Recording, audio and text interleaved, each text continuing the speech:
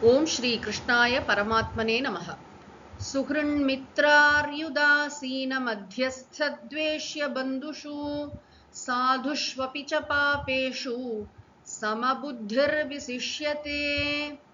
பகவான் ஸ்ரீ கிருஷ்ணர் இந்த ஸ்லோகத்தில் தியானத்தின் மற்றொரு பயனை கூறுகிறார். இந்த ஞான யோகி தியானம் செய்பவர் மனிதர்களிடத்தில் சமமான மனநிலையை உடையவராக இருக்கிறார். பொதுவா பொருட்கள்ல சமநிலையோடு இருக்கிறது கூட ஈஸி, அதே மாதிரி சூழ்நிலைகள்லையும் கூட சமநிலையோடு இருந்துடலாம். ஆனா மனிதர்களின் விருப்பு வெறுப்பு தாக்கும் பொழுது ரொம்ப கஷ்டம் அவர்கள்ட்ட சமநிலையோடு இருக்கிறது. எப்படி சமமா இருக்க முடியும்னா, நிர்தோஷம் ஹி சமம் பிரம்ம, சமத்துவம் யோக உச்சியத்தை. எத்தனை இடத்துல பகவான் இந்த சமம் சமம், ஏன்னா மெய்ப்பொருள் சமமானதன்றோ. அப்புறம் இது சொன்னார் இல்லையா, பண்டிதாக சமதர்ஷினக, பண்டிதாக சமதர்ஷினகங்கிற வார்த்தையை நம்ம 5வது அத்தியாயத்துல பார்த்தோம். அதாவது நன்றாக கல்வி கற்று பண்பும் பணிவும் உடைய அந்தணர், பசுமாடு, யானை, நாய், நாயை சமைத்து சாப்பிடுபவர், இப்படி எல்லாவற்றிலும் ஒரே மெய்ப்பொருளை அவர் சமமான மெய்ப்பொருளை காண்கிறார்னு அங்க ஒரு ஸ்லோகம் பார்த்தோம். அதே மாதிரிதான் மெய்ப்பொருள் சமமான, அதாவது எல்லா மனிதர்கள் வேற வேற, அவங்க மனங்கள் வேறு வேறு, நடவடிக்கைகள் வேறு, வெளி தோற்றங்கள் வேறு, அவர்கள் நம்ம கிட்ட நடந்துக்கிற முறை வேறு, எல்லாமே வேற. ஆனா அவர்களுக்குள்ளேயும் அதே ஆத்ம தத்துவம் தானே இருக்கு. எனக்குள்ள இருக்கிற ஆத்மாவும் அவருக்குள்ள இருக்க ஆத்மாவும் ஒண்ணு. ஆத்மா பல கிடையாது, ஆத்மா ஒன்றே. ஆக நானும் நீயும் ஒண்ணு அப்படிங்கிறது எந்த கோணத்துல ஒன்றுன்னா, ஆத்மா அப்படிங்கிற கோணத்துலதான் நம்ம எல்லாருமே ஒண்ணு.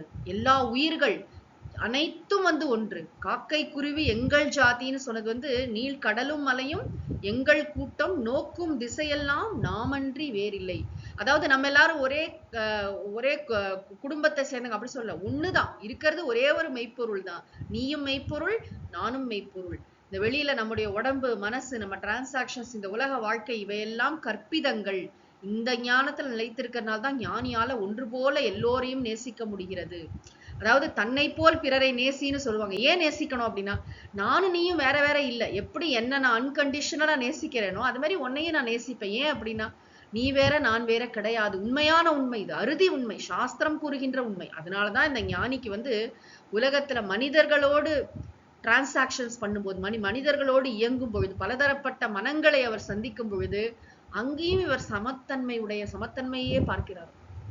சமமான மனநிலை உடையவராக இருக்கிறார். அதனால இவர் மனசுல யாரு பேர்லயும் அளவுக்கு அதிகமான அந்த இதெல்லாம் சொல்றோம் அட்டாச்மெண்ட், பற்றெல்லாம் கிடையாது. அப்படியே இவங்க இருந்தாதான் நான் இருப்பேன், இவங்க எனக்கு ரொம்ப வேண்டப்பட்டவங்க, அந்த மாதிரிலாம் இறைவனை போன்றே இந்த ஞானியும் வேண்டுதல் வேண்டாமை இலான். இவருக்கு யாரை கண்டும் வெறுப்புணர்வு கிடையாது, அவர்ஷன் கிடையாது, யார் மீதும் அதீத பற்று கிடையாது. எல்லார்கிட்டையும் ஒரே மாதிரி அன்பு, லவ். ஏன்னா அன்புதான் கடவுள், அன்புமயமாக இருப்பார். ஏன்னா இருப்பது மெய்ப்பொருள் மட்டுமே. எப்படிப்பட்ட மனிதர்கள், ரொம்ப இன்ட்ரெஸ்டிங், நம்ம வாழ்க்கைக்கு ரொம்ப பயன்படக்கூடிய ஒரு ஸ்லோகம் இது. ஆக இந்த ஞானத்தை பெற்று தியானம் செய்து நிதித்தியாசனம் செய்து நான் மெய்ப்பொருள் என்பதை நாம் நன்றாக உணர்ந்து விட்டால் வாழ்க்கையில எப்படிப்பட்ட ஒரு பயன் பாருங்க. சுகிருத்து, முதல்ல 8 விதமான மனிதர்களை பற்றி இங்க பகவான் சொல்கிறார். சொசைட்டில நம்ம பழகக்கூடிய மக்கள்ல 8 விதம்.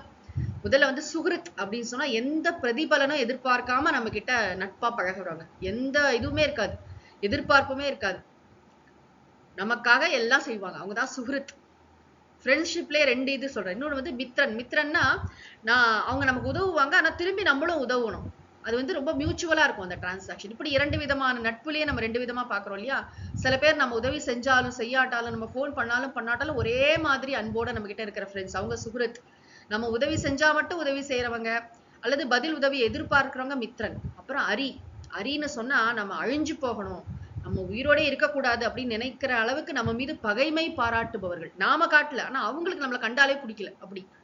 3வது. அப்புறம் 4வது உதாசீனன். உதாசீனன் எதுலயும் பட்டுக்கட்டல, தெரியும், பஸ்ல தினம் பார்ப்போம், அங்க பார்ப்போம், ஆனா பெரிதாக ஒரு நட்புணர்வோ அல்லது பகை உணர்வோ எதுவும் இல்லாதவர். உதாசீனன் அப்படின்னா ஜஸ்ட் தெரிஞ்சவர் அப்படின்னு, உதாசீனமா இருக்கிறவர்.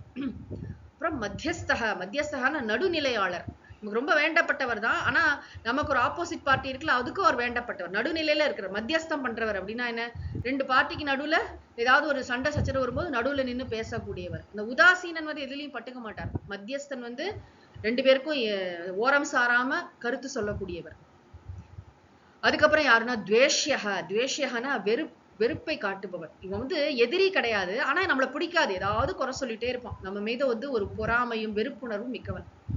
அப்புறம் பந்துஷு அப்படின்னா, பந்துனா உறவினர். நம்மளுடைய நம்ம ஃபேமிலி மெம்பர்ஸ், நம்மளுடைய கின்னு சொல்றோமே, நம்மளோட உடன் பிறந்தவர்கள், நம்ம அம்மா, அப்பா, நம்ம குடும்பம் எல்லாரும்.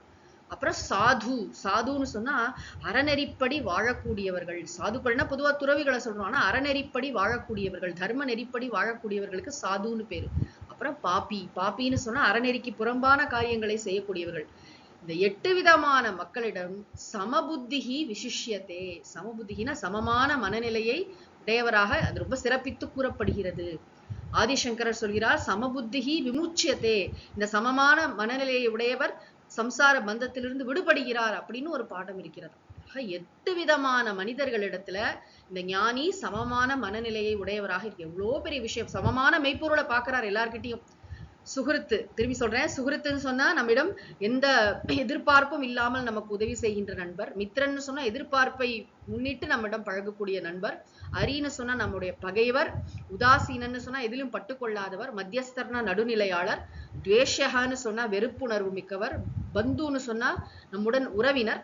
அப்புறம் சாதுன்னு சொன்னா நல்ல இதுல நன்னெறிப்படி வாழ்பவர். பாப்பின்னு சொன்னா தீய நெறிப்படி வாழ்பவர். இவர் எல்லாரிடத்திலும் அந்தந்த செயலை அவர்கள் கண்டிப்பார்கள். அங்கங்க என்ன அட்ரஸ் பண்ணுவாங்களே தவிர பாபத்தை வெறு பாப்பியை அல்ல, அதாவது பாபத்தை வெறு பாப்பியை அல்ல அப்படின்னு விவேகானந்தருடைய ஒரு ஸ்டேட்மெண்ட் இருக்கு. அதாவது அவங்கள்ட்ட இருக்கிற அந்த குவாலிட்டியை தான் நம்ம வந்து மாத்திக்கணும் அப்படின்னு எதிர்பார்ப்போமே தவிர அந்த பர்சனை வெறுக்கிறது கிடையாது. அந்த ஆள் மூஞ்சிலே நான் முழிக்க மாட்டேன். அவனை ஒரு ஆளை பாப்பி அப்படின்னு நம்ம ஸ்டாம்ப் பண்றது இல்லை, ஒரு ஆளை சாது அப்படின்னு ஸ்டாம்ப் பண்றது இல்லை. அவர்கள்ட்ட இருக்கிற அந்த பண்பு அதை மாத்திரம் பார்த்துட்டு போறோம். அதற்கு மீறி யாரையும் வந்து எந்த விதமான வெறுப்புணர்வும் எந்த விதமான அதீதமான பற்றும் இந்த ஞானியின் மனதில் இல்லை. இவர் சமமான மெய்ப்பொருளை இந்த எல்லா விதமான மனிதர்கள்கிட்டையும் பார்க்கிறார். எல்லோரிடத்திலும் நான் தானே இருக்கேன் அப்படிங்கிற ஞான நிஷ்டையில் அவர் நிலைத்திருக்கிறார். சமபுத்திகி விசிஷ்யத்தே என்று பகவான் சொல்கிறார். ஓம் சாந்தி சாந்தி சாந்திஹி. ஹரிஹி ஓம் தத்சத். சர்வம் ஸ்ரீ கிருஷ்ணார்ப்பணமஸ்து.